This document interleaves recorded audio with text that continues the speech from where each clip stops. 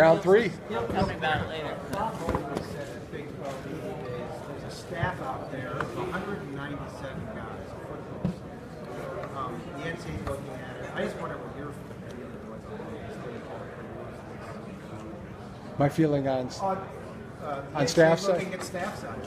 Yeah, I mean, I'd encourage it. I mean, we had a very large staff the first 2 seasons that we were at Michigan, and it can be too much. It can be just too many people with too much access. And what we've done is, as people have moved on to other jobs, really good jobs, head coaching jobs, or director, player personnel jobs, or assistant coaching jobs, graduate assistants, analysts to actually full-time jobs.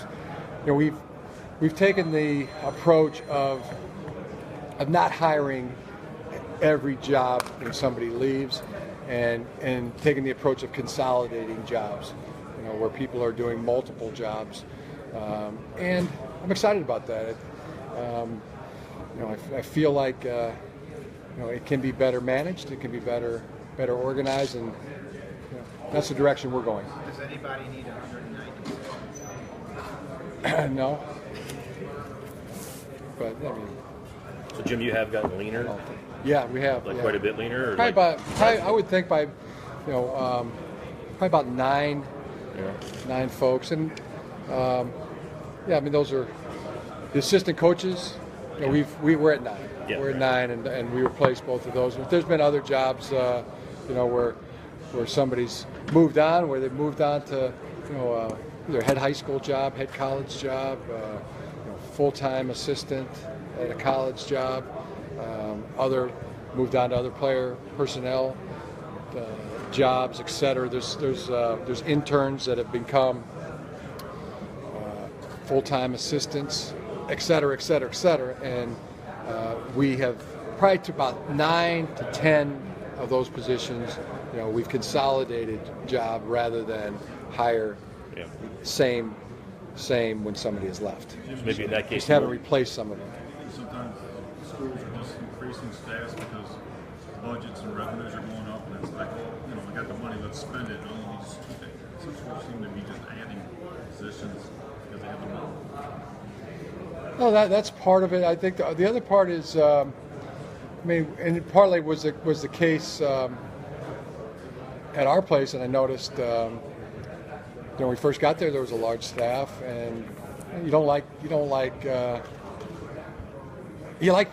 and you want to see them have an opportunity, and you want to not fire people, and you care about them and as people in their professional careers and their families, etc. So that's part of it. And then other good people, and and people want to volunteer, but that's not right either. It becomes like a sweatshop for me. If people will do it. People will just volunteer to be in the program. And you want to encourage people and help them in their careers. But what it does lead to too many people with too much access, and that's the direction we're going. We're going with consolidating positions, and it's our path. Jim, you mentioned that round trip. How much do you think that the togetherness of the unit this team built during spring and the fact that I think it was A+ on all levels, and watching our guys, hearing their stories, hearing what really resonated with them on the trip, made the trip so much better. Definitely encouraged, as I said before, going on trips with a big group. It's phenomenal, and some of the things that happened, we're a team, so everything's an opportunity to bond together as a team and as a ball team. But there were things that happened just al natural when we were together for a whole week in a different country that were phenomenal. So many more opportunities to ride next to a guy on a bus, or sit at a table and have a meal when you're together for a week straight like that. So our team took full advantage of it, they pushed each other from place to place to place, and Angelique and Mark and Nick and people that were there can tell you. I mean, that's what it was like. I mean, we didn't take a knee. We were go the entire time. So yeah, I wholeheartedly recommend it, and happy if anybody that lend support if anybody else is thinking of the idea of taking their team on a trip like this. And I've even had some of our competitors have come up to me and said, that trip was phenomenal. It was awesome. And he goes, we've been trying as a staff to poke holes in it, and we can't. There's nothing we can poke holes in. We just try to change the conversation, change the subject real fast. And I said, well, instead of doing that, do it. Take your team on a educational trip, and it's phenomenal for all involved. Have you thought about what would be the next step for that? I mean, would you try and do a different one, or anything that you're thinking of beyond that for next year? Yeah, next year we're planning a trip right now to go to Paris and Normandy next spring. Did you ever to London, or was not doing that anymore? Yeah, Nick. It was. There's so much to do in Paris, and you talk to some of the experts and travel planners. You want to spend time in Paris. You want to go to Monet's Gardens. You want to go to Versailles. You want to go to Normandy, and it needs a week. I mean, I've been to Paris and didn't get close to everything done in 1 week. So I think that'll probably be the way we'll lean as we're starting to prepare for this trip and plan it. Yeah. Coach, you talk. I know you don't like the word comfortable, or I forgot what other words I used before, but how That's one of them. are you now in year 3 as far as the control? How comfortable are the players now as far as, okay, this is your program, you're no longer the new coach, this is your program? We're chomping at the bit, like a bull pawing at the ground, ready to go. That's where we're at right now.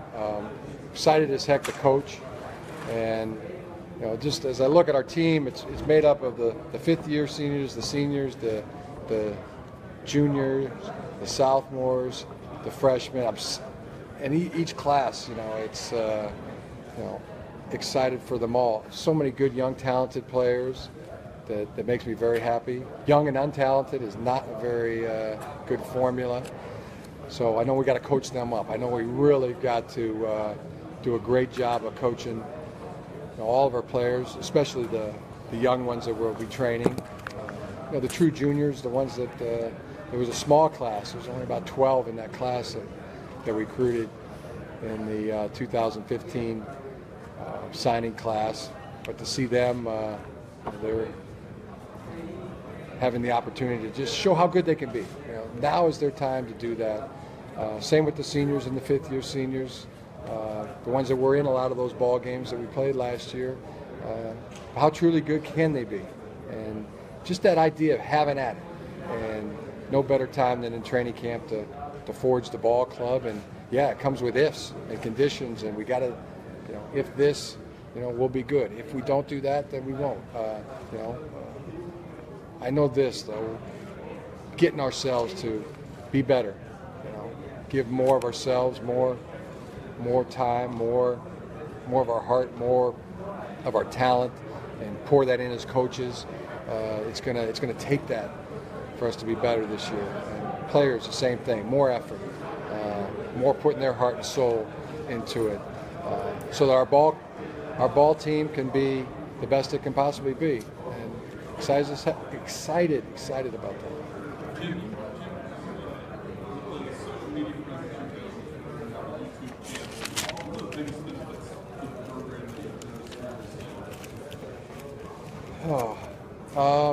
I don't know if I'm the best to answer that question, because I don't know for sure. Communication's been good. I mean, I've had enhanced communication. I mean, I feel like I know more things that are going on. Get a lot of humor from it. What was the genesis of the YouTube account? I think his question was first. Oh, sorry. A lot of coaches choose to kind of see them all in private life. We see videos on YouTube of you singing your baby, or inspires you to kind of just share it down the road? I guess the thing that inspires me is, I see other people doing it, and I really appreciate it. Just people, that talk about things, share things, their likes and, recommendations about different things, and I appreciate that. So, kind of learn more. I seem to learn more because through social media, and I know I laugh a little bit more during the day. Some of the things that people put on there, some of the videos that they put on there, especially with the video and the sound. I mean, that's even more things to notice. I mean, because I have one of those accounts, I'm like, hey, Sarah, look at this. Can you believe this? Look at this. There's some incredible things on there. So I'm not saying I haven't had anything incredible yet, but maybe. What inspired you to start the YouTube account? Just what I just what I just said. I think other people, people in general that that post the videos and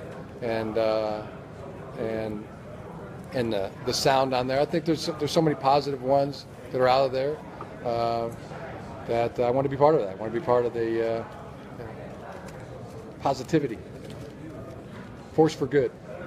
Jim, you mentioned the second-year players a lot. Are you kind of treating them almost as seniors, like they're going to be essential to your success this season? Like you mentioned Rashawn Gary, I think that's a second-year guy. Yeah. Is it going to be essential that they do take that next step? Like you said, how crucial for you? Well, really excited about it because just historically, have learned that the biggest jump you can make as a player in college, the biggest jump single year, is going from that freshman year to the sophomore year. Those 12 months that you have to train yourself but also now everything they do from this moment on, this rest of this entire year, they've already done before. They're doing it for a second time. They have experience doing that, and I have a study to show you, but experience has taught me that that's when you can make your biggest improvement in 1 year as a football player. So that's exciting. That was a big class. That was a talented class, and gotta pour a lot into coaching into those youngsters because they're right for it. They're really good for it. They're all ears. They're listening. They want to be good, and so.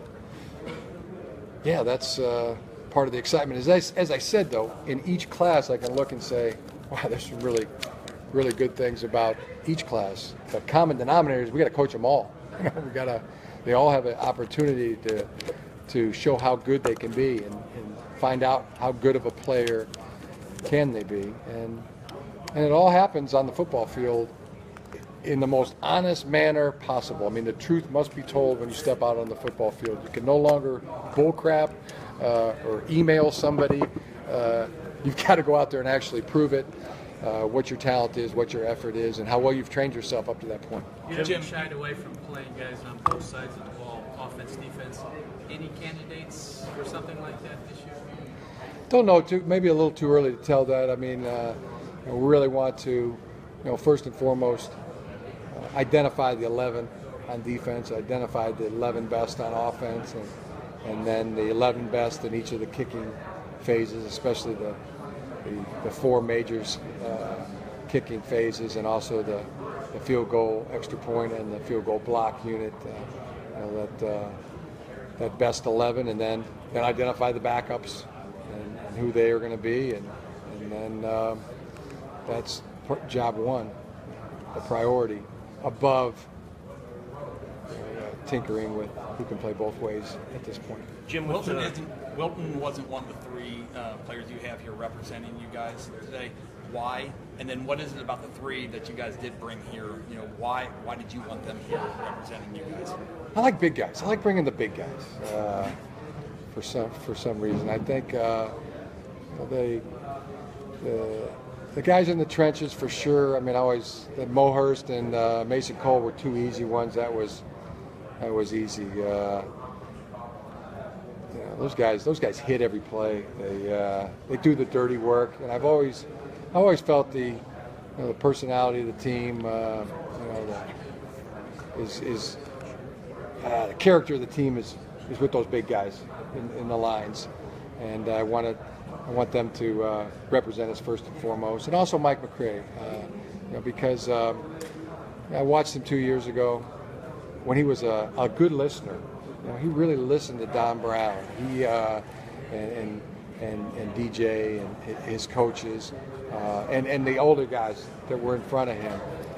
And he trained himself. And now I see him as being a leader. I see guys going to him and trying to emulate what he's doing. So, there's other guys who would like to bring. They capped it at 3. And simple answer. I know I got a little long there. Is I like to bring the big guys. With Brandon, I know we know the best quarterback's going to be the quarterback, right? Yeah. But with Brandon, is there any hesitancy or apprehension? He's young. He's never played. Yeah. Does that scare you at all, or make you nervous, or is it his talent just so much that you got to see if he can do it right now? Yeah, I mean, fair, open, honest competition, healthy in all ways. And throw the balls out there and let the best one prevail. And you like to see it to where it's obvious to everybody, that somebody really emerges and gets separation, and that usually takes about 10 to 15 practices. The good news is that really Wilton and then the other two, Brandon and John, really raised up to that level. So it's been that kind of a situation where it's, in my mind, it's on the rise from what I've seen. Have you reflected at all? I remember the first year you were here, it was Jake, and then I remember you told us like in week 2 or 3, it's Jake's the best quarterback on this team, and it's not really as close as it needs to be. Now it looks like you've got 3 options. Have you reflected on the journey at all? No, it's exactly what I said was we went into that first training camp, and it was Jake and Shane and Wilton really were the 3 that were competing for that starting job. And after 3 weeks, I made the comment, it's Jake Rudock's a starter, and it's not even close. Yeah. And it wasn't. He had separated himself clearly.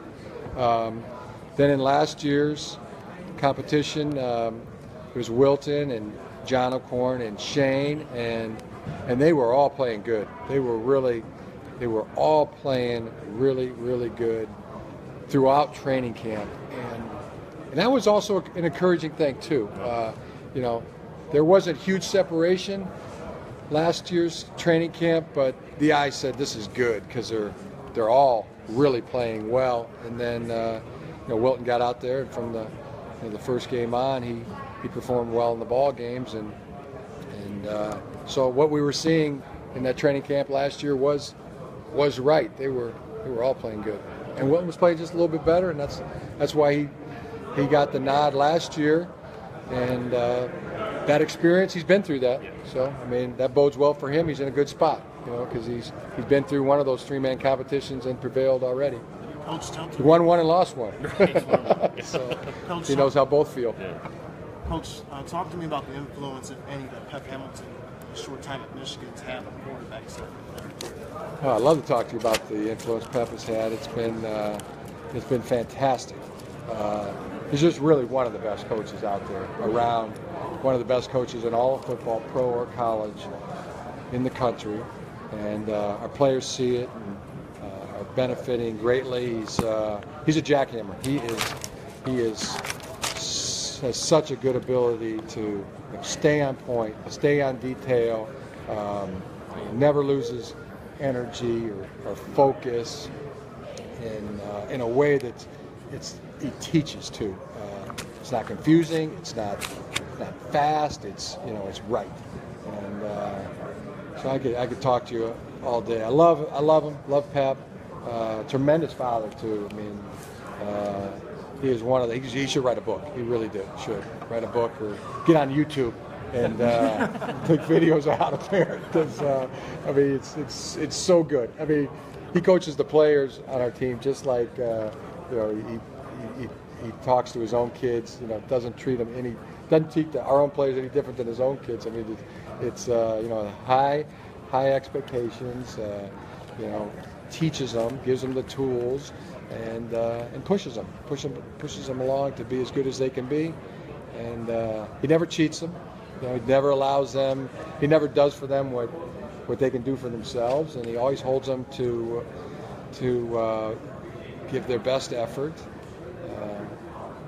Could go on and on and on. Really, I mean, he's just one of the really fantastic football coaches in all of football. Jim, this morning you were talking about the close losses that your team had and how everybody had to do more.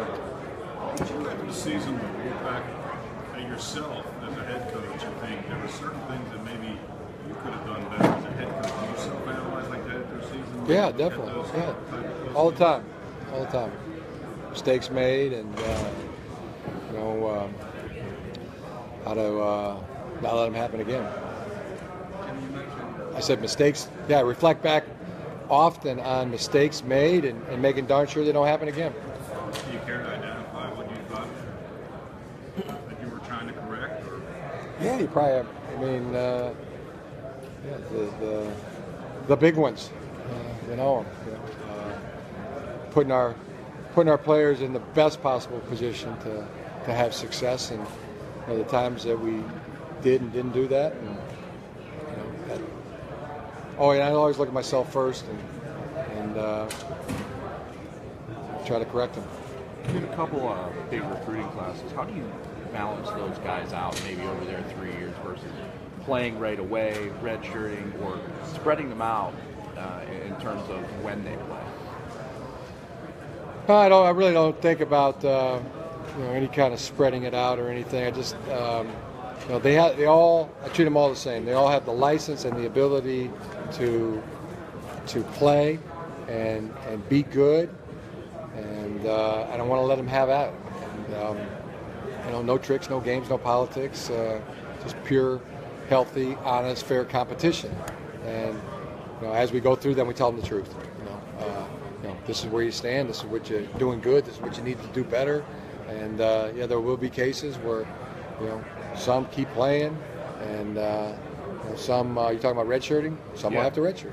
Yeah, just be just give them that honest, truthful evaluation, and coaching and training. But for all the same, all pouring all our energy into them and into coaching. So it's not about. It's good. We're young. We're too young to slow down, and that's what we want to do. That's what we like doing. So that's what we're going to continue to do. So it's not about a balancing act, like at the back end of their career saying we need. Absolutely not. Not a balancing act whatsoever. How different is Mohurst as a player now from when you arrived? He's stronger. He's faster. Got the evidence for that. He's more serious. And he's getting more opportunity. And you kind of look back and you go, gosh, Mo's always, every time he's been in there, he's done well. Even from some of the first years, and makes plays so darn quick. He's so tough to block, and he's just getting tougher to block. He's getting quicker, and he's in there more. He's not rotating as much. And, that's going to be exciting to see more of him out there. Same with Rashawn. More Rashawn out there. More Brian Monet, and more Chase Winovich.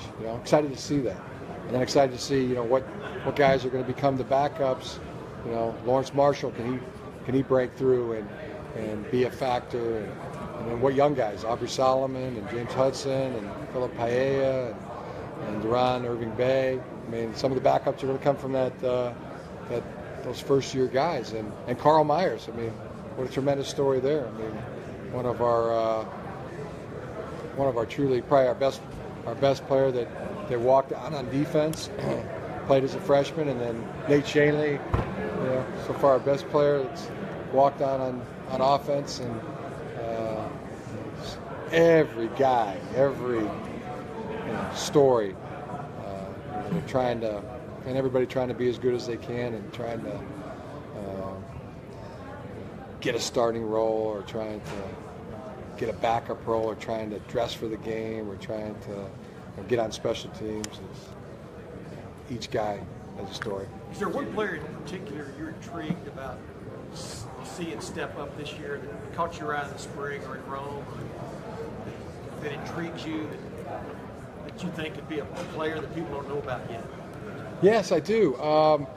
And I hate going down that road, and then you go, who's the one player? I mean, there's so many right now. There's so many that have the license and the opportunity to do that. I mean, think about it, especially on our team. There's a lot of positions that, with a starter, the grease board's been wiped completely clean, and so there's so many that have the opportunity to do that, and excited to watch it go down. Jim, you said And participate in it, get to actually coach them and train them to be the best they can. I asked you about the two-a-day. So few returning starters. What's that? Have you ever had a situation like this with so few returning starters? Probably not. Probably can't think of it that way, but I don't think I have. No. Does it make it more mysterious, more exciting to kind of like molding your play here? You have so much influence on these guys. Yeah, it does. It is more exciting. It feels that way. It feels knowing guys have the opportunity in front of them, and see them be hungry, and excited about that opportunity is that's fun to coach. And they're talented too. It's not. I don't deviate from that. I mean, young and untalented, bad. Young and talented, good. It's good. It's a good thing. Jim, you said earlier today that in hindsight, in retrospect, you're glad that what happened at the end of the year, particularly Ohio State game, happened. It gives you motivation. How long did it take you to get over that game? And how many times did you watch that fourth down play? I just felt that way that there was. It was going to take it. It was going to take putting more into it. It's going to take more as coaches.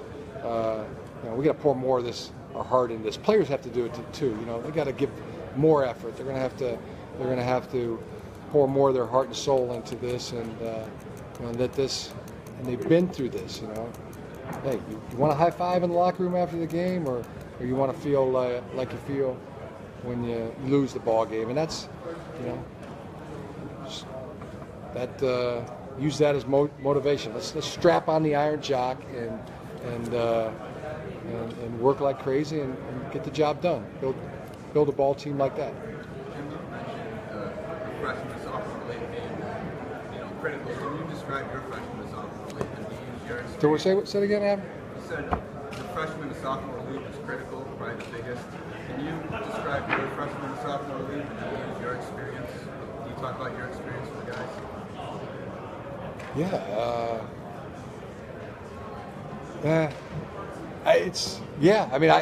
Case in point, I got better, much better. The single, most improvement I made was from that first year to the second. How much do you use your personal experience to explain it to them rather than just saying this is important? From time to time. I don't know exactly how much. Jim, you have so much momentum right now. Your first two seasons here, obviously. You have a lot of momentum right now as a program through your first two seasons. Obviously, significant personnel losses, you said, unprecedented in your career. How concerned are you that with all the new faces and all the variables and things that could go wrong, that you may lose some of this momentum this year? I mean, most other programs with 17 starters gone, people would think they'd step back, and there's very little expectation of that for you. Well, I mean, I'll give you another personal example. When the starting quarterback at Michigan graduated, Steve Smith graduated, this is my opportunity. This is a chance, and I gotta take advantage of it. And I see that for a lot of our guys. Many of them have played and started, and some have been, waiting for this opportunity, for this chance, and I'm excited about that. I'm excited about coaching guys that are really hungry, and I remember that feeling. I remember that feeling of put up or shut up time. I gotta get it done now, and there's a real sense of urgency there. Well, how many different ways I can say it? I mean, but that's very excited about that. There were reports that you're hiring Tom Gamble, Matt Dudek. Can you comment on those? Have you made those hires yet? Yes. Yeah, very excited. Very excited. Some of the real great personnel that we've brought in. We talked about Pep Hamilton and Greg Fry, another really shining star. I really feel the same way about Matt Dudek, a guy that's really achieved and done it in this type of job. Amazing gift of personality and people skills, enthusiasm and energy.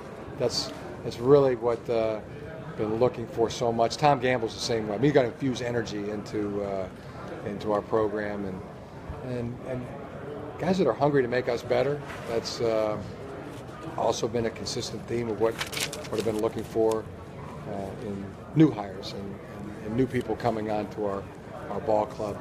And also in those jobs, we're consolidating and doing multiple, guys are doing multiple tasks.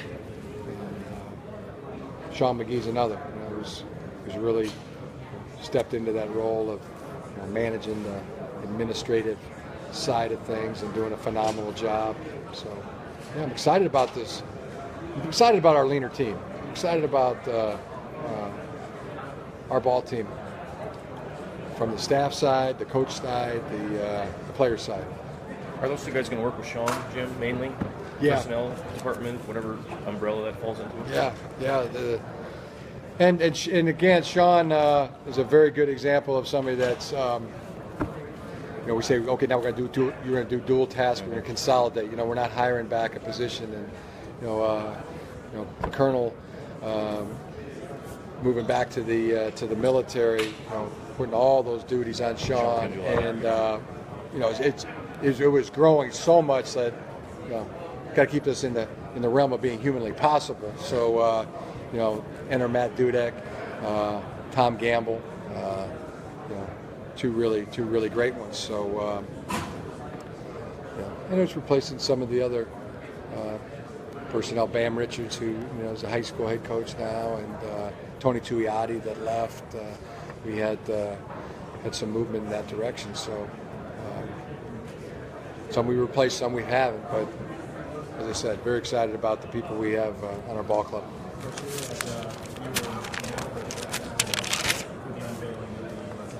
Yeah. Phenomenal experience being at the commissioning of the USS Gerald R. Ford class carrier, aircraft carrier. First of all, just the pride that you have in our country, in our military,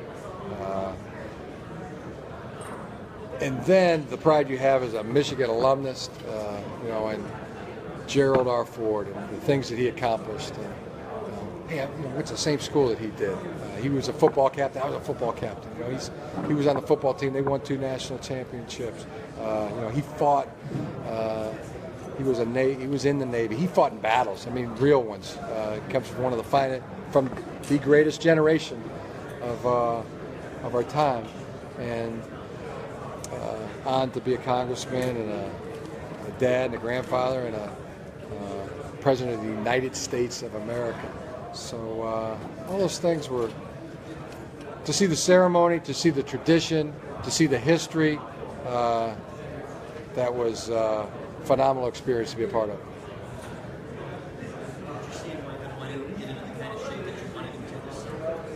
Yeah. He's definitely I think getting there. It's improving. So he's working really hard at it, and so the rest of the guys. We'll see exactly where we are at the end of this week. I want to have a bit of a mini combine because there's still some decisions to made of who's going to be in the 105 and who's the healthiest, best players that we have to take on that to camp, to be in the 105. There's a few of the freshmen that we're gonna, mostly all of them, are gonna start on the 31st. Gonna stay in another week of summer school, so their footing is really going to be really strong. So 16 guys that aren't starting right in the 105 on the first day. So that opens it up to 16 other guys or 10 other guys to see who those best are. And we'll make those decisions at the end of the week. Jim, you mentioned back earlier on mistakes you made last season. Todd asked you a question about it. Yeah. I'm curious, when you look back at the Ohio State-Michigan game, how you look back on your sideline penalty that put them on the doorstep to set up that touchdown. You guys had dominated that game and had so much momentum. Yeah, I think the biggest one for me is throwing the ball off of our goal line, not getting that blitz picked up, and kick myself for making that call. But there you go. You want an example? There you go. I mean, I think about them all the time, and I try not to repeat those mistakes. Try not to be an error repeater. You mentioned Chris Evans before as one of the running backs, the rest of your running back crew. I mean, it seems like you've got a number of guys you could go to if need be. What is it about them? Anybody else really kind of standing out to you? Yeah, Karan Higgins had a heck of an off season. It looks like he's in phenomenal shape. Ty Isaac has worked his way into it. He got a little bit heavy. We asked him to trim down. Fat is the enemy of speed. It shows up a lot for running backs. So he's putting in the effort, and he's a very talented guy as well. And I think those three are the three mainstays. And we'll see what the two freshmen can do. We'll see what Kareem Walker can do. See what Jarek Char can do. There's a guy that just walked onto the team as a student. He wasn't even recruited. He was already here at Michigan and came to the tryout. And, he's a guy that's made the team. And True Wilson also good. So I think those three, as I look at it, that are going to be there in the rotation. They continue to play well and stay healthy. And then who else from that next line of guys is going to jump up there and contribute as well? Coach Don Brown's